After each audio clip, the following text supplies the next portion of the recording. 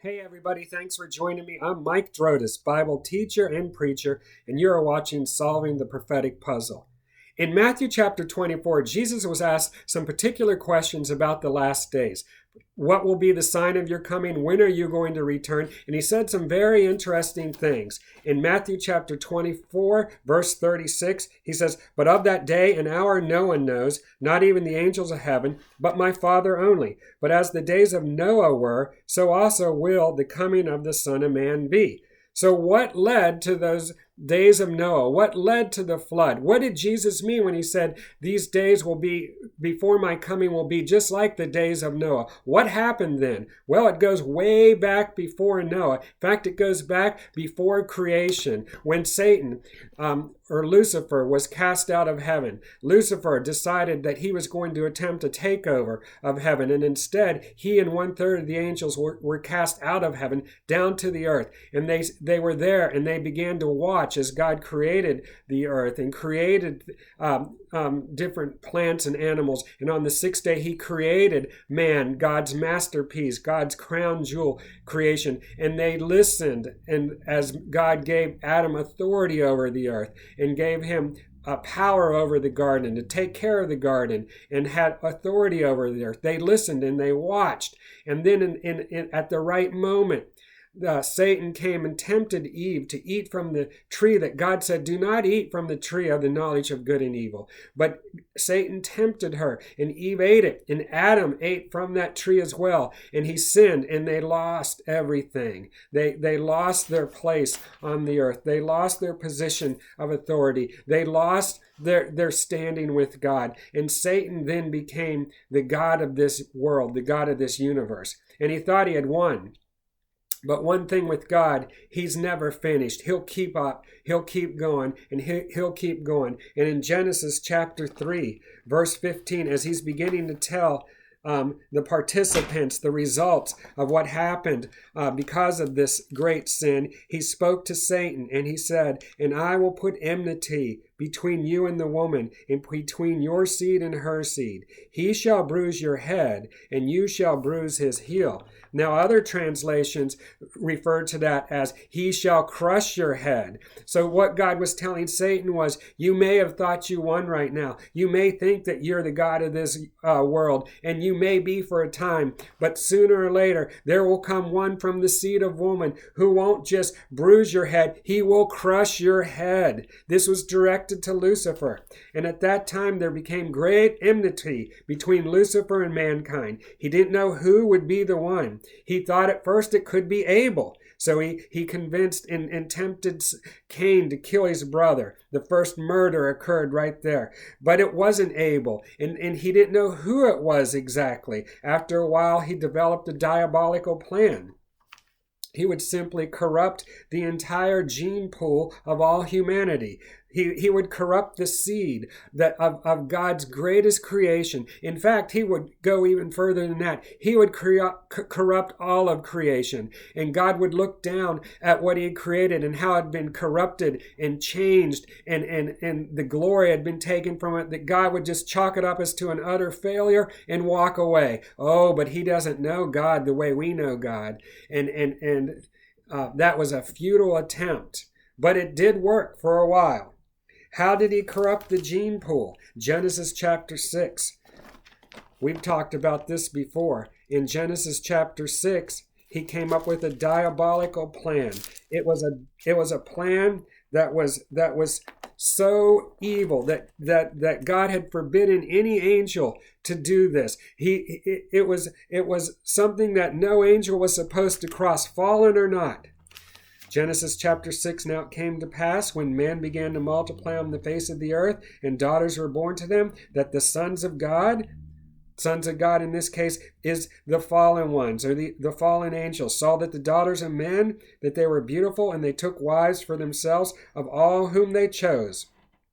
Verse 4, "There were giants on the earth in those days, and also afterward, when the sons of God came into the daughters of men, and they bore children to them, those who are mighty men, who are of old, men of renown. Then the Lord saw that the wickedness of man was great in the earth, and that every intent of thoughts of his heart was only evil continually." Satan had convinced about 250 angels to go ahead and do this despicable thing. It was something that God has purposely said don't do, yet they did it anyway. And they mated with humans, and they corrupted humanity, and they corrupted the DNA, and they corrupted the gene pool of all humanity. Romans 1:8 says that they even went further than that they began to tamper with the genetics of animals and birds, and so much so that these fallen angels had destroyed or corrupted everything. And it took Satan only 10 generations from Adam to totally corrupt the earth. Genesis 6:11, God looked at the earth and he said, Genesis 6:11, the earth also was corrupted before God, and the earth was filled with violence. So God looked upon the earth, and indeed it was corrupt, for all flesh had corrupted their way on the earth. All flesh, God's beautiful creation, man had been corrupted. The creation had been corrupted. Satan had basically ruined everything. Except for one man, verse 9. This is the generation of Noah. Noah was a just man, perfect in his generation. Noah walked with God. And from this one man, God decided that he would repopulate the earth. So what were the days of Noah like? Human DNA was corrupted by the fallen ones. They were no longer what God created. The humans that God had created, Satan had so corrupted that they were no longer what God created. Thus they could not be born again. Thus they could not be resurrected. Thus they could not get a resurrected body. Thus they could not ever enter into heaven. They were doomed, they were lost, they were corrupted creatures. They were not even what they were something totally different. So as we draw near to the second coming of Christ, we will see the days of Noah happen again. It worked once for Satan. I'm sure he's going to try the same plan again, but I don't think he will convince any more of the fallen angels to leave their heavenly estate and to mate with humans, because the cost was too high. When those angels did that, they were removed from the game. They are removed from the board, and they're reserved someplace else to be judged. I'll talk about that another time.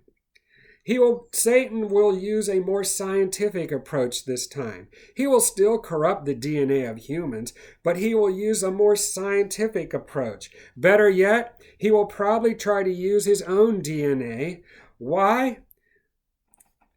Because he will corrupt the humans with his own DNA. And when he goes into the temple that Daniel talks about, when he goes into the temple and he proclaims himself as God, and he builds an idol whereby all men are to worship this idol, he will thus have his own DNA and his new creation. He will be the God of this age, and he will receive worship. He will thus disqualify or abort the first commandment, which thou shalt have no other gods before me. The second commandment, thou shalt not bow down to graven images. And then he will have all this worship from these people that he has placed his DNA into them and recreated them into being something corrupted and far from what God intended to be. That's his plan. The humans he will create will be in his image. So how do you convince the world to allow your DNA, or to allow their DNA to be corrupted and lose any chance of salvation? How do you get away with that? Thus, he introduces the Antichrist, his PR man, this man that will come onto the scene that will seem great, and everybody will want to follow him, and he'll have fantastic ideas for commerce, and he'll have ideas, and he'll be a man of peace, and people will want to follow him. And in Revelation 13, we read about this guy. Revelation 13, verse 7. It was granted to him to make war with the saints and to overcome them, and authority was given to him over every tribe, tongue, and nation. All who dwell on the earth will worship him, whose names have not been written in the book of life of the Lamb slain from the foundation of the world. This guy, this Antichrist, will come on the scene, and he will have power from Satan, and he will convince the world that he is the Savior, and that he alone should deserve worship, and that he will expect worship. Then he goes further in verse 16, and he causes all, both small and great, rich and poor, free and slave, to receive a mark on their right hand or on their forehead, and that no one might buy or sell except one who has the mark or the name of the beast or the number of his name. This mark will be more than just a simple tattoo. This mark will come with great PR, and this mark will come with great ideas. It will be a chip implant of some sort, or something more technical that I don't know about, but it will be implanted into your skin, and it will it will actually house the satanic DNA that will corrupt your DNA, and it will change you from what you were created by God to something else. It will get into your body. It will corrupt your DNA. And once someone accepts the mark, they are forever doomed. Revelation 14:9 says, Then a third angel followed them, saying with a loud voice, If anyone worships the beast and his image, and receives his mark on his forehead or on his hand, he himself shall also drink of the wine of the wrath of God, which is poured out full strength into the cup of his indignation. He shall be tormented with fire and brimstone in the presence of the holy angels and in the presence of the Lamb. There is no hope for someone who accepts the mark of the beast. They're forever doomed. There's no recourse because they're no longer God's creation. They've been created in Satan's image, and they worship Satan, and they will forever be doomed for that. But we have to be encouraged because Jesus said that just that before his coming, we would be living in the days of Noah. And as you remember, Noah was living in those days. And as the world was corrupted, Noah was preparing an ark.